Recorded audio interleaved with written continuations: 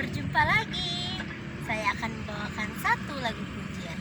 Tapi sebelumnya jangan lupa like, share, dan subscribe agar kita tetap bertemu. Saat keadaan sekelilingku ada di luar kemampuanku, ku berdiam diri memandangmu. Doa mengubah segala sesuatu. Saat kenyataan di depanku mengecewakan perasaanku, ku menutup mata mencarimu, sebab doa mengubah segala sesuatu. Doa orang benar bila didoakan dengan yakin besar kuasanya, dan tiap doa yang lahir dari iman berkuasa menyelamatkan, seperti mata air di tanganmu mengalir kemanapun kau mau. Tiada yang mustahil di matamu. Doa mengubah segala sesuatu. Doa mengubah segala sesuatu.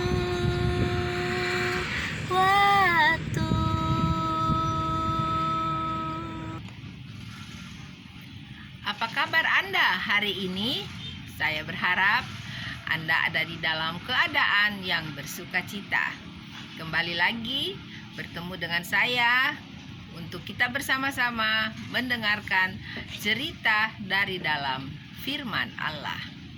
Nah, saudaraku, cerita kita pada hari ini masih terdapat di dalam kitab Keluaran, yaitu kitab Keluaran pasal 25. Nah, di pertemuan kita yang lalu, kita telah mendengarkan cerita di pasal 24. Saya akan mengingatkan cerita di pasal yang lalu itu, yaitu tentang upacara pengingkatan perjanjian antara Tuhan dengan bangsa Israel. Nah, pada saat itu dikatakan bahwa Tuhan Allah memanggil Musa dan Harun, Nadab dan Abihu dan 70 orang dari para tua-tua Israel. Mereka harus datang kepada Tuhan, sujud dan menyembah dari jarak jauh. Jadi hanya Musa lah yang diperkenankan oleh Tuhan Allah untuk mendekat kepadanya. Jadi Musa naik ke atas gunung dan masuk ke dalam awan yang tebal, dan Musa di sana selama 40 hari dan 40 malam. Dan Musa di sana karena Tuhan Allah akan memberikan loh hukum ya kepadanya, dan juga peraturan-peraturan yang Tuhan Allah akan berikan kepada Musa. Nah, itulah tentang cerita kita yang lalu. Nah, pada saat ini kita akan memasuki cerita di pasal 25. Nah, judulnya adalah petunjuk untuk mendirikan kemah suci mengenai persembahan khusus. Nah, jadi ada dua, yaitu petunjuk untuk mendirikan kemah suci dan mengenai persembahan khusus. Nah, mari kita akan mendengarkan ceritanya. Berfirmanlah Tuhan kepada Musa, katakanlah kepada orang Israel, supaya mereka memungut bagiku persembahan khusus dari setiap orang yang terdorong hatinya. Haruslah kamu pungut persembahan khusus kepadaku itu. Nah, jadi kata Tuhan kepada Musa, yaitu bangsa Israel atau Musa harus memungut, dikatakan bagi Tuhan persembahan khusus ya, dari setiap orang yang terdorong hatinya. Nah, nanti kita akan melihat apa guna dari persembahan khusus ini. Nah, ayat 3. Inilah persembahan khusus yang harus kamu pungut dari mereka: emas, perak, tembaga, kain ungu tua, kain ungu muda, kain kermisi, lenan halus, bulu kambing, kulit domba jantan yang diwarnai merah, kulit lumba-lumba, dan kayu penaga, minyak untuk lampu, rempah-rempah untuk minyak urapan, dan untuk ukupan dari wangi-wangian. Nah, saudaraku, kalau kita mendengarkan di sini betapa banyak yang bangsa Israel harus berikan ya sebagai persembahan khusus. Nah, di ayat 7 juga dikatakan, selain itu ada permata krisopras dan permata tatahan untuk baju efod dan untuk tutup dada. Nah, itu semua yang harus diberikan oleh bangsa Israel sebagai persembahan khusus. Nah, mari kita lihat selanjutnya. Dan mereka harus membuat tempat kudus bagiku, supaya aku akan diam di tengah-tengah mereka, menurut segala apa yang kutunjukkan kepadamu, sebagai contoh kemah suci dan sebagai contoh segala perabotnya. Demikianlah harus kamu membuatnya. Nah, saudaraku, dikatakan bahwa Tuhan Allah juga suruh Musa dan bangsa Israel untuk membuat satu tempat, dikatakan tempat kudus bagi Tuhan ya, agar supaya Tuhan akan bisa diam di tengah-tengah mereka.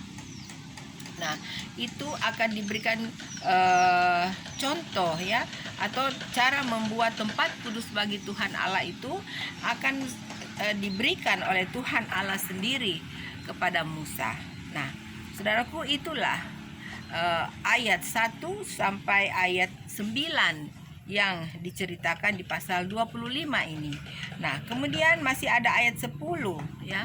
Kita akan mengikutinya, tetapi judulnya sudah berubah, yaitu tentang mengenai tabut perjanjian. Haruslah mereka membuat tabut dari kayu penaga, 2,5 hasta panjangnya, 1,5 hasta lebarnya, dan 1,5 hasta tingginya. Nah, jadi selanjutnya Tuhan Allah mengatakan kepada Musa bahwa dia harus membuat satu tabut ya, satu tabut atau bisa kita katakan peti ya. Nah, peti ini atau tabut ini haruslah dibuat daripada kayu penaga ya. Dan ukurannya sudah ditentukan oleh Tuhan Allah sendiri. Tadi kita sudah mendengarkan ya bagaimana ukuran daripada tabut kayu tersebut. Nah, selanjutnya ayat 11. Haruslah engkau menyalutnya dengan emas murni. Dari dalam dan dari luar engkau harus menyalutnya, dan di atasnya harus kau buat bingkai emas sekelilingnya. Nah, dikatakan pula bahwa di dalam dan di luar peti itu atau tabut itu haruslah disalut dengan emas yang murni ya. Dan kemudian dikatakan bahwa di atasnya harus kau buat bingkai emas sekelilingnya. Nah, jadi sekeliling daripada tabut itu atau peti itu harus dibingkai ya. Kemudian dibingkai dengan emas. Nah, kemudian ayat 12. Haruslah engkau menuang 4 gelang emas untuk tabut itu, dan pasanglah gelang itu pada keempat penjurunya, yaitu 2 gelang pada rusuknya yang satu dan 2 gelang pada rusuknya yang kedua. Engkau harus membuat kayu pengusung dari kayu penaga dan menyalutnya dengan emas. Nah, jadi selain tabut dibuat juga gelang-gelang ya. Jadi ada 4 gelang dikatakan 2 di sebelah kanan, 2 di sebelah kiri. Dan kemudian juga harus ada kayu sebagai pengusung ya daripada peti itu atau daripada tabut itu ya. Dan harus dibuat kayu pengusung itu dari kayu penaga. Ya, nah saudaraku, kayu penaga ini berarti satu kayu yang bagus ya, satu kayu yang istimewa. Oleh sebab itu Tuhan menyuruh untuk membuat daripada jenis kayu penaga ini ya. Dan kemudian kayu itu juga disalut dengan emas. Nah, selanjutnya ayat 14. Haruslah engkau memasukkan kayu pengusung itu ke dalam gelang yang ada pada rusuk tabut itu, supaya dengan itu tabut dapat diangkut. Kayu pengusung itu haruslah tetap tinggal dalam gelang itu, tidak boleh dicabut dari dalamnya. Nah, jadi setelah dimasukkan akan kayu pengusung itu yang terdiri dari emas juga disalut dengan emas ke dalam gelang-gelang itu, maka kayu katakan kayu pengusung itu tidak boleh dicabut ya, tidak boleh dikeluarkan lagi, tidak boleh dipisahkan dari peti itu. Harus tetap ada bersama-sama dengan peti itu. Selanjutnya, dalam tabut itu haruslah kau taruh loh hukum yang akan kuberikan kepadamu. Juga engkau harus membuat tutup pendamaian dari emas murni, 2,5 hasta panjangnya dan 1,5 hasta lebarnya. Nah, kemudian apa guna daripada yang dibuat tabut itu ya, atau peti itu, yaitu dikatakan nanti pada saat sudah ada loh hukum yang Tuhan berikan kepada Musa, maka loh hukum itu harus ditaruh di dalam peti itu ya, atau ditaruh dalam tabut itu. Dan kemudian, dan haruslah kau buat 2 kerup dari emas. Kau buatlah itu dari emas tempaan pada kedua ujung tutup pendamaian itu. Nah, setelah itu, setelah tabut sudah jadi, peti sudah jadi, harus diadakan atau harus dibuat juga tutup pendamaian ya. Tutupnya yang dinamakan tutup pendamaian, yaitu dari emas murni. Dan ukurannya juga sudah diberitahu oleh Tuhan Allah di sini ya, bahwa 2,5 hasta panjangnya dan 1,5 hasta lebarnya.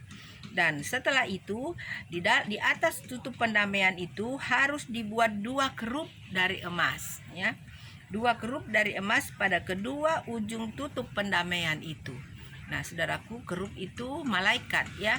Jadi harus dibuat seperti patung ya, seperti patung malaikat ada di kedua sisi daripada tutup pendamaian itu. Dan selanjutnya, buatlah 1 kerup pada ujung sebelah sini dan 1 kerup pada ujung sebelah sana. Seiras dengan tutup pendamaian itu, kamu buatlah kerup itu di atas kedua ujungnya. Kerup-kerup itu harus mengembangkan kedua sayapnya ke atas, sedang sayap-sayapnya menudungi tutup pendamaian itu, dan mukanya menghadap kepada masing-masing kepada tutup pendamaian. Itulah harus menghadap muka kerup-kerup itu. Nah, jadi kerup itu atau malaikat itu harus digambarkan dengan sayapnya itu mengembang ya, atau seperti terbuka ya sayapnya, dan kemudian mata atau muka daripada kerup-kerup itu harus menghadap ke atas tutup pendamaian. Nah, selanjutnya haruslah kau letakkan tutup pendamaian itu di atas tabut, dan dalam tabut itu engkau harus menaruh loh hukum yang akan kuberikan kepadamu. Dan di sanalah aku akan bertemu dengan engkau, dan dari atas tutup pendamaian itu, dari antara kedua kerup yang di atas tabut itu, aku akan berbicara dengan engkau tentang segala sesuatu yang akan kuperintahkan kepadamu untuk disampaikan kepada orang Israel. Nah, saudaraku ya, jadi selain guna daripada peti tabut itu, yaitu akan ditaruh di dalamnya loh hukum ya, yang akan diberikan oleh Tuhan Allah sendiri. Selain itu juga tempat di mana hadirat Tuhan Allah itu hadir ya. Jadi apabila Tuhan Allah ingin berbicara kepada Musa, Tuhan Allah berbicara dari kedengaran dari peti itu atau dari tabut itu yang dibuat oleh mereka. Jadi tabut itu adalah tempat di mana Tuhan Allah sendiri akan berbicara kepada Musa. Nah, saudaraku, itulah cerita dari ayat 10 sampai ayat 22 ya. Nah, sekarang kita masuk di ayat 23. Judulnya sudah berubah ya, yaitu mengenai meja roti sajian ya. Jadi kita akan mendengarkan lagi alat-alat apa yang ada nanti di dalam kemah suci itu ya. Jadi selain tabut atau peti, ada juga dikatakan meja roti sajian. Nah, kita akan baca mulai dari ayat 23. Lagi haruslah engkau membuat meja dari kayu penaga, 2 hasta panjangnya, sehasta lebarnya, dan 1,5 hasta tingginya.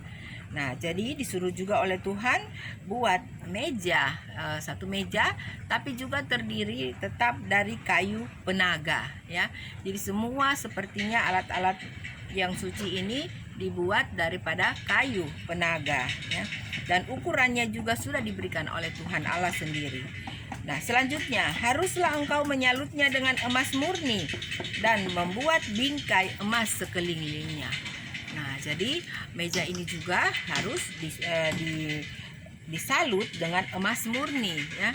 Dan selanjutnya haruslah engkau membuat sekelilingnya jalur pinggir yang setapak tangan lebarnya, dan kau buatlah bingkai emas sekeliling jalur pinggirnya itu. Nah, jadi meja itu juga ada pinggirannya ya, seperti tabut tadi. Nah, pinggirannya itu harus juga dibingkai ya. Dan kemudian itu semua terdiri daripada emas. Nah, selanjutnya ayat 26. Haruslah engkau membuat untuk meja itu 4 gelang emas, dan kau pasanglah gelang-gelang itu di keempat penjurunya, pada keempat kakinya. Gelang itu haruslah dekat ke jalur pinggirnya sebagai tempat memasukkan kayu pengusung, supaya meja itu dapat diangkut. Nah, jadi meja juga harus ada gelang-gelangnya ya, supaya dapat diangkut dikatakan, atau dipindahkan ya dari satu tempat ke tempat yang lain.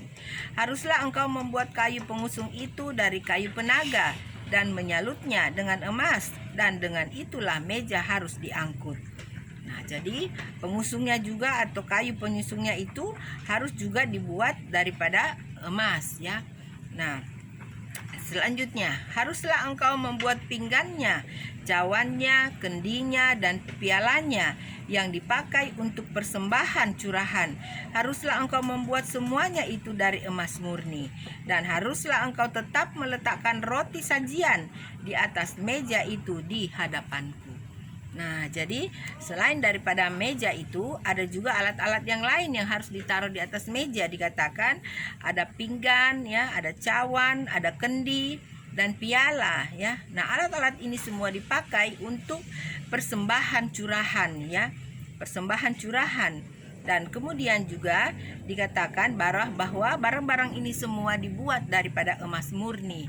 Dan di atas meja itu haruslah selalu diletakkan ya roti yang dinamakan roti sajian di atas meja ya.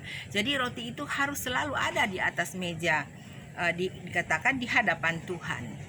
Nah, saudaraku, inilah cerita dari ayat 23 sampai 30. Nah, saat ini kita akan teruskan ya di ayat 31.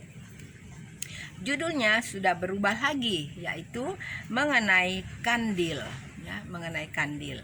Nah, kita akan lihat kandil ini sebenarnya apa saudaraku ya. Nah, haruslah engkau membuat kandil dari emas murni, dari emas tempaan.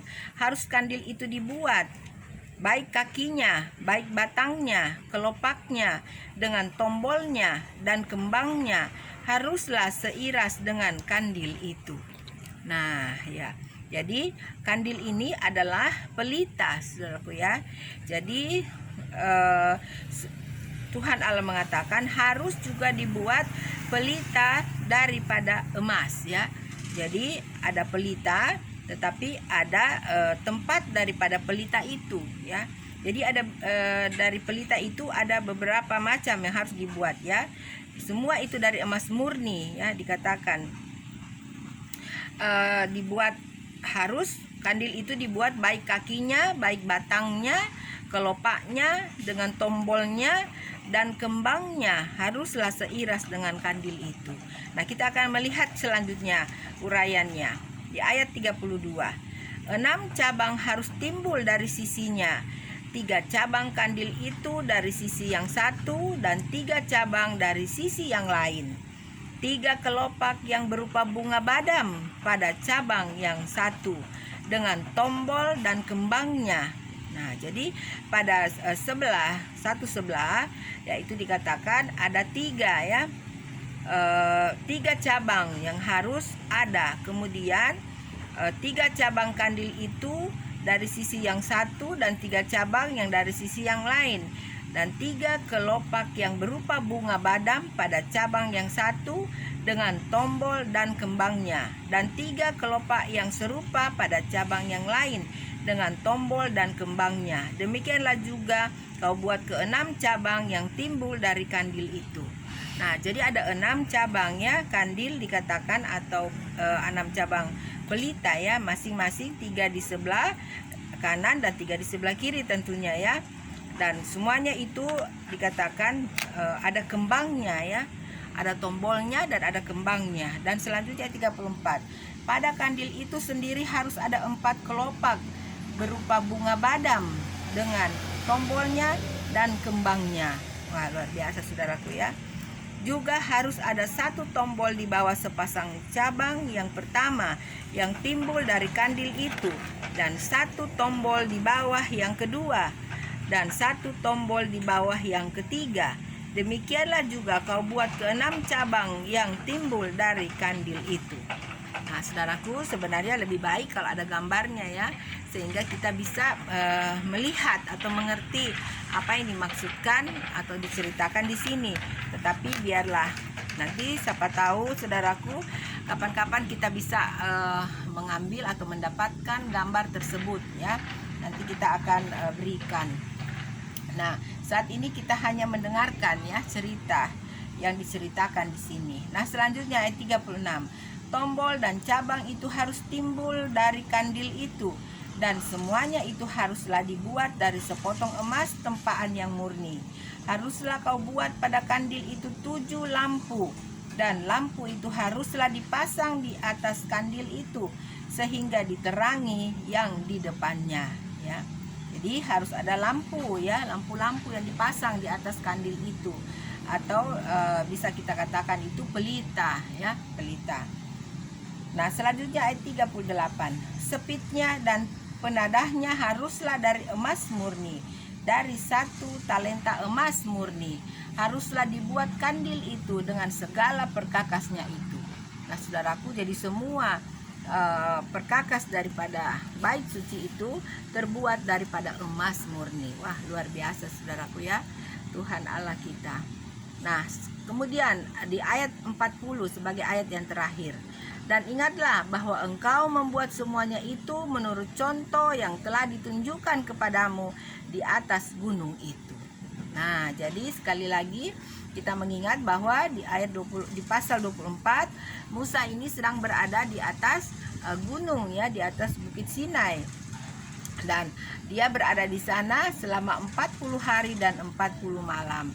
Nah, inilah semua yang diperlihatkan kepada Musa, atau yang disuruh oleh Tuhan Allah kepada Musa untuk dibuat atau bangsa Israel buat ya, sehingga dikatakan Tuhan Allah bisa tinggal di dalam atau di tengah-tengah bangsa Israel ya. Nah, saudaraku, Tuhan Allah kita itu sangat luar biasa ya. Saya bersukacita karena saya mengetahui bahwa Tuhan Allah itu adalah Tuhan Allah yang maha kuasa, penuh kasih, dan dia juga adalah Tuhan Allah yang kudus dan berperaturan serta mencintai keindahan dan teratur, bahkan sangat teratur ya. Jadi kalau kita lihat tadi bagaimana Tuhan Allah menyuruh kepada Musa untuk melakukan semua itu sesuai dengan petunjuk-petunjuknya. Jadi betapa teraturnya ya Tuhan Allah memberikan peraturan itu semua kepada Musa. Nah, jadi Tuhan Allah kita sangat sempurna. Terpujilah nama Tuhan. Nah, saudaraku, saya merasa berbahagia sekali lagi karena saya mempunyai Tuhan Allah yang seperti itu, Bagaimana dengan saudaraku? Apakah saudaraku juga merasa seperti itu? Nah, jawablah di dalam hati kita masing-masing. Nah, saudaraku, sampai sekianlah perjumpaan kita pada hari ini. Kiranya berkat dari Tuhan Allah selalu beserta dengan saudaraku dimanapun saja berada. God bless you. Bye.